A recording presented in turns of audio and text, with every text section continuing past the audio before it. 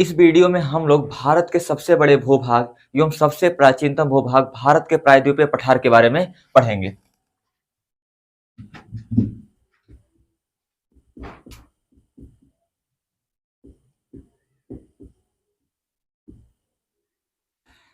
प्रायद्वीपीय पठार का विस्तार उत्तर पश्चिम में अरावली पर्वत, पश्चिम में गिर पहाड़ी तथा पूर्व में राजमहल पहाड़ी तक है तथा दक्षिण में अगर बात की जाए तो दक्षिण में कार्डमम हिल तक इसका विस्तार है।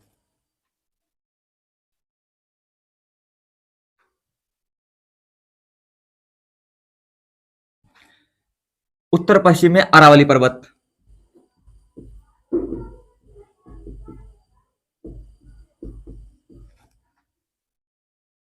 पश्चिम से पूर्व तक विंध्यान पर्वत और विंध्यान पर्वत की जो पश्चिमी सिरा है, पश्चिमी पहाड़ी है, उसे बोलते हैं गिर पहाड़ी। गिर पहाड़ी में विंध्य पर्वत, कैमूर पर्वत, बुंदेलखंड, बघेलखंड और सबसे पूरब में राजमहल की पहाड़ी आती है।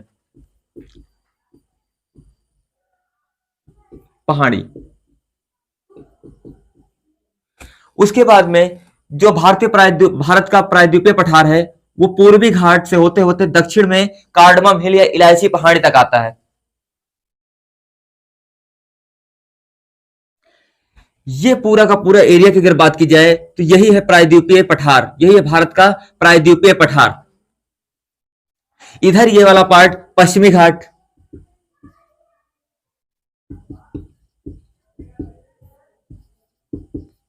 ये वाला पार्ट पूर्वी घाट।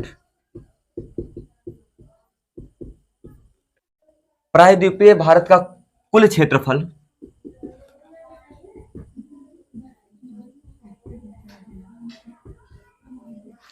लगभग 16 लाख वर्ग किलोमीटर है। यानी कि अगर भारत का पूरा क्षेत्रफल 32,87,263 वर्ग किलोमीटर है तो उसमें केवल और केवल भारतीय प्रायद्वीपीय पठार की बात की जाए तो उसका जो भाग है वो लगभग 16 लाख वर्ग किलोमीटर है। यदि हम प्रायद्वीपीय पठार के पश्चिम से पूर्व या पूर्व से पश्चिम तक के विस्तार की बात करें तो लगभग 1400 किलोमीटर है। पूर्व से पश्चिम या पश्चिम से पूर्व तक के विस्तार की बात की जाए तो लगभग 1400 किलोमीटर तक है, यानी इसकी चौड़ाई 1400 किलोमीटर है।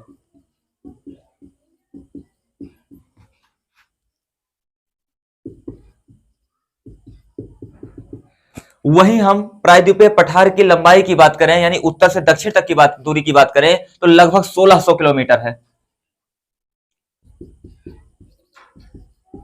उत्तर से दक्षिण तक की लंबाई 1600 किलोमीटर है।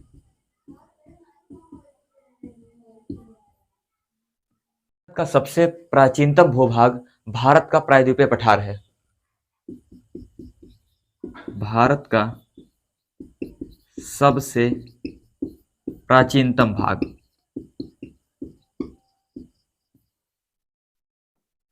भूभाग, यानी भारत में इससे पुराना कुछ नहीं, न हिमालय न भारत के उत्तरी विशाल मैदान।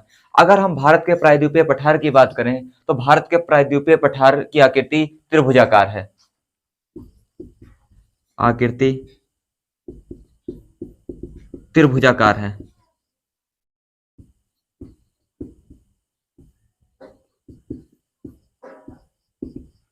प्रायद्वीपीय पठार को पठारों का पठार कहा जाता है क्योंकि यह अनेक पठारों से मिलकर बना है। जैसे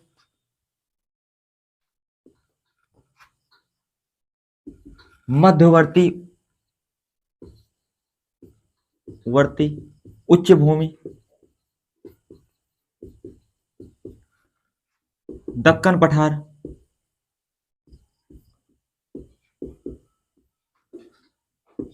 पूर्वी पठार, पश्चिमी घाट,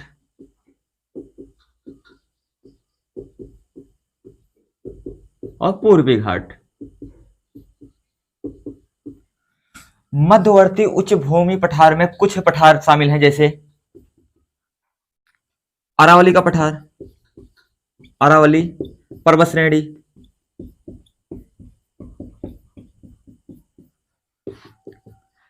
मालवा का पठार,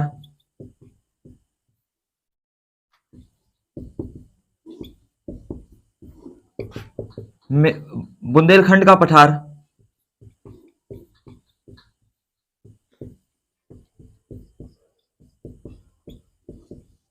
बघेलखंड का पठार,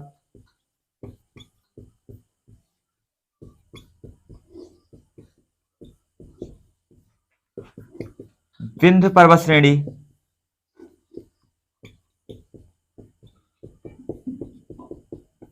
सतपुड़ा पर्वत श्रेणी,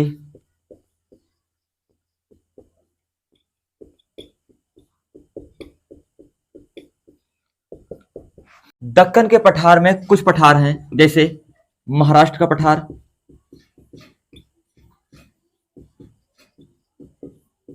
कर्नाटक का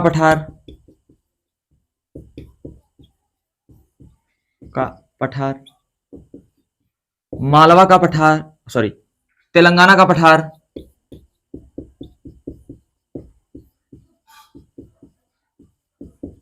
और तमिलनाडु का पठार।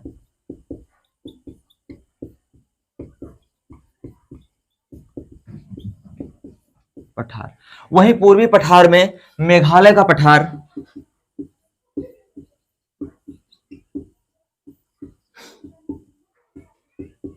और छोटा नागपुर के पठार को शामिल किया गया है।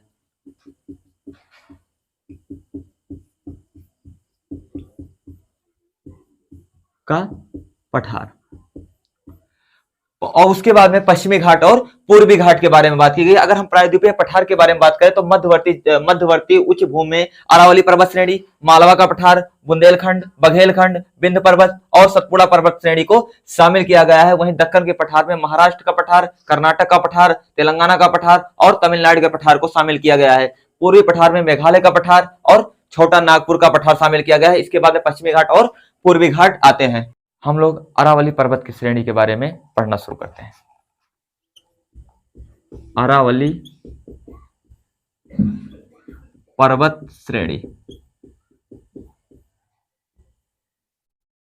यदि हम अरावली पर्वत श्रेणी के विस्तार की बात करें तो इसका विस्तार उत्तर पूर्व से लेकर दक्षिण पश्चिम तक है।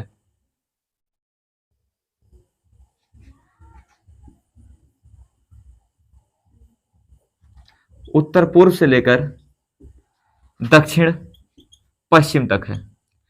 अगर हम बात करें अरावली पर्वत श्रेणी के सबसे दक्षिणतम बिंदु की तो इसका दक्षिणतम बिंदु पालनपुर गुजरात है। दक्षिणतम बिंदु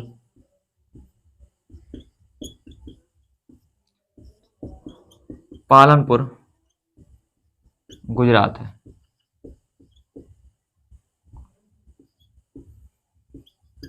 वहीं हम बात करें अरावली पर्वत श्रेणी का उत्तरी बिंदु की बात की जाए तो यह दिल्ली है और दिल्ली में से दिल्ली रिज के नाम से जाना जाता है। दिल्ली रिज। और इसी दिल्ली रिज के पास में एक रायसेना पहाड़ी है जहां पर लुटियन के द्वारा गवर्नर हाउस बनवाया गया था और ये गवर्नर हाउस आज राष्ट्रपति भवन के नाम से जाना जाता है। ये दिल्ली में है। वहीं हम बात करें अरावली पर्वत श्रेणी के पश्चिम में भारत का सबसे बड़ा मरुस्थल थार मरुस्थल स्थित है। भारत का सबसे बड़ा मरुस्थल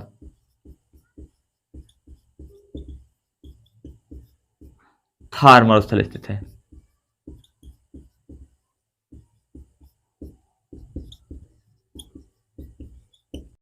मरुस्थल किसे कहते हैं तो 25 सेंटीमीटर से कम वार्षिक वर्षा वाले क्षेत्र को मरुस्थल कहा जाता है।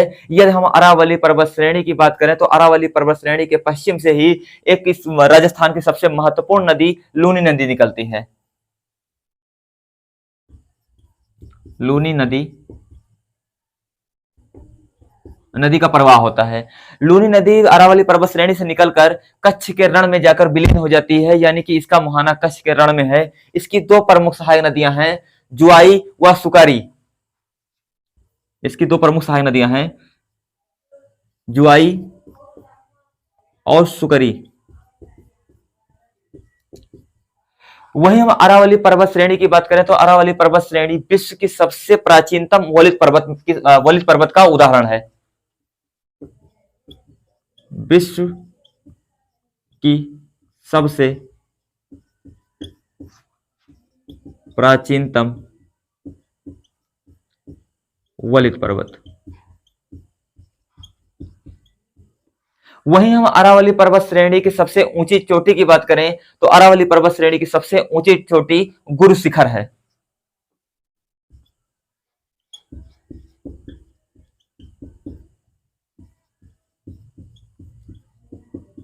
श्रेणी की सबसे ऊंची चोटी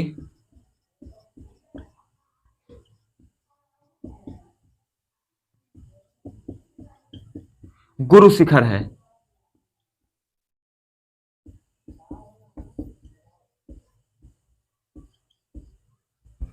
वहीं हम अरावली पर्वत श्रेणी के विस्तार की बात करें तो अरावली पर्वत श्रेणी का विस्तार एक केंद्र शासित और तीन राज्य में है। अरावली का विस्तार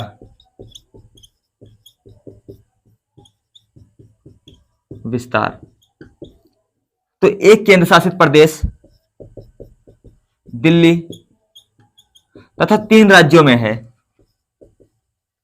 वो राज्य कौन कौन से? राजस्थान, हरियाणा और गुजरात। अगर अरावली पर्वत श्रेणी की बात करें तो हरियाणा में इसकी सबसे ऊंची चोटी मोरनी हिल है।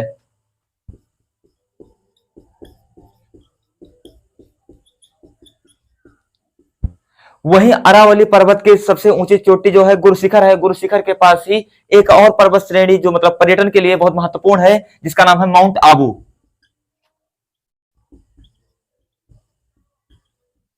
आबू। और इसी माउंट आबू में जैनियों का सबसे प्रसिद्ध मंदिर दिलवाड़ा मंदिर स्थित है। जैनियों का प्रमुख मंदिर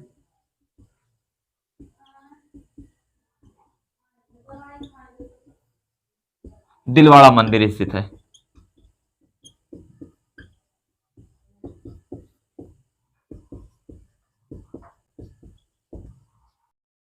अरावली पर्वत श्रेणी के दक्षिण से एक प्रमुख नदी निकलती है जिसका नाम है बनास नदी। यदि हम बनास नदी की बात करें तो बनास नदी चंबल की एक महत्वपूर्ण सहायक नदी है और चंबल यमुना की सहायक नदी है और यमुना गंगा की सबसे बड़ी सहायक नदियों में से एक है जो इलाहाबाद में गंगा से जाकर मिलती है। वो गंगा नदी तंत्र में हम लोग समझने का प्रयास करें। अब हम लोग मालवा के पठार के बारे में पढ़ेंगे। मालवा का पठार। यदि हम मालवा के पठार की बात करें तो मालवा के पठार के उत्तर पश्चिम में अरावली पर्वत श्रेणी स्थित है। उत्तर पश्चिम में अरावली पर्वत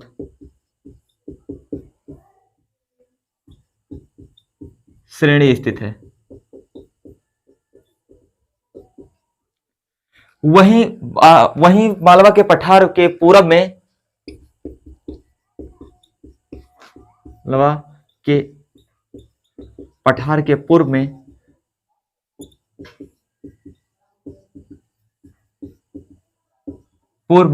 बघेलखंड व बुंदेलखंड पठार स्थित है।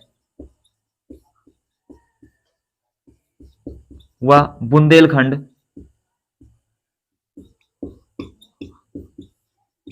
खंड के पठार स्थित है।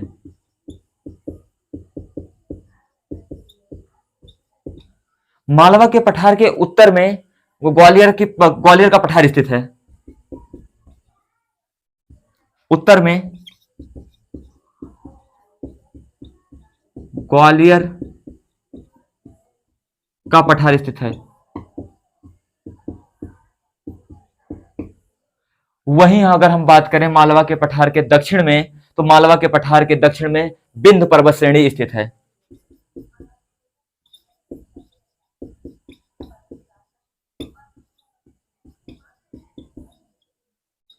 विंध्य पर्वत श्रेणी स्थित है।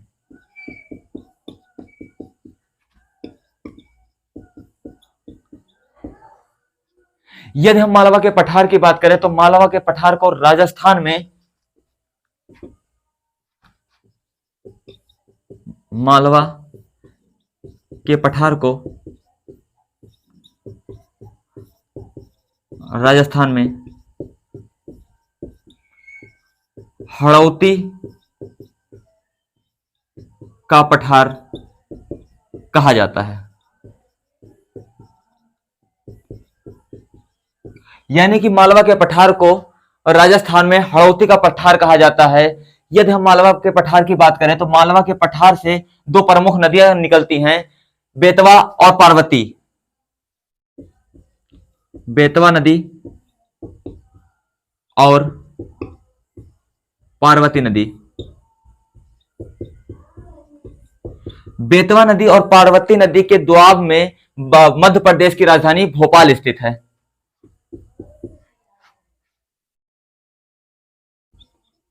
भोपाल स्थित है।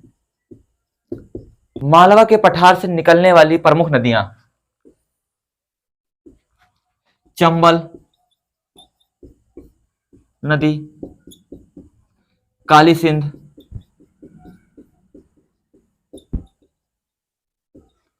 केन, बेतवा। अगर हम चंबल नदी की बात करें तो चंबल नदी जहां से निकलती है वहां बीहड़ का निर्माण करती है। बीहड़ का निर्माण करती है, जिसे उत्खात भूमि कहा जाता है। खात भूमि कहा जाता है। अगर हम मालवा के पठार की बात करें तो मालवा का पठार लावा निर्मित पठार है। लावा निर्मित पठार है, यानी कि इसका जो निर्माण हुआ है वो बेसाल्ट से हुआ है, और बेसाल्ट के निर्माण के कारण इसका रंग जो है, उसकी मिट्टी का रंग काला है, और काली मिट्टी में सबसे ज्यादा खेती की जाती है कपास की। रंग काला है और काले रंग में, मतलब काली मिट्टी में कपास की खेती की जाती है।